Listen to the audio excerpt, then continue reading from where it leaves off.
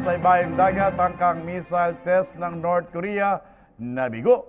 At bilang ng patay sa pagguho ng bundok ng basura sa Sri Lanka, sumama na o mayroon nang umabot na po sa 20.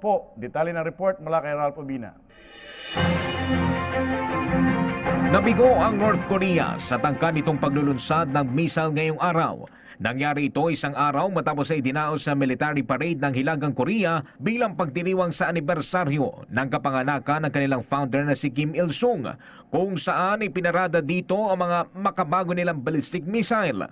Batay sa ulat ng US at South Korean defense officials, nangyari ang missile test sa bahagi ng Sinpo Port City sa silangang bahagi ng Nokor, na siyang lugar din kung saan pinakawala ng unang ballistic missile test na bumagsak sa karagatang sakop ng Japan. Inaalam pa ng South Korean at US intelligence officials ang klase ng missile na ginamit ng Nokor.